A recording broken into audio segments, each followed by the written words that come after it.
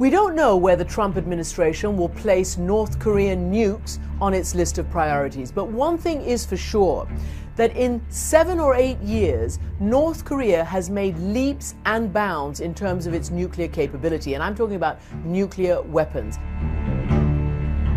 What is most troubling for the United States is that North Korea is working on long-range intercontinental ballistic missiles that would be able to reach the United States, and that would, once there's a miniaturized warhead, be able to carry a nuclear payload as far as the United States. This is an existential problem for the United States, unlike any other that exists in the world today. We went to see the North Korean plutonium processing plant, its only nuclear plant that was known to the world, back in 2008 at Yongbyon. It's taken me at least 9 years to get this visa.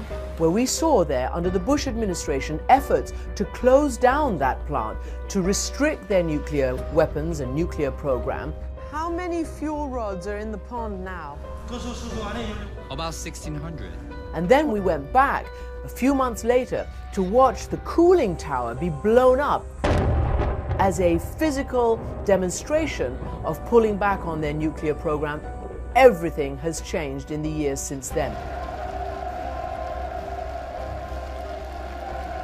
How will the president deal with it? What are the options?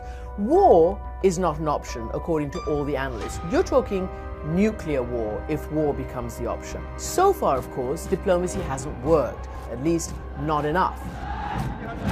The US relies on China to try to do its North Korean bidding. China will have to be convinced by the United States that it will, the US, allow, as part of negotiations, the Kim dynasty to survive.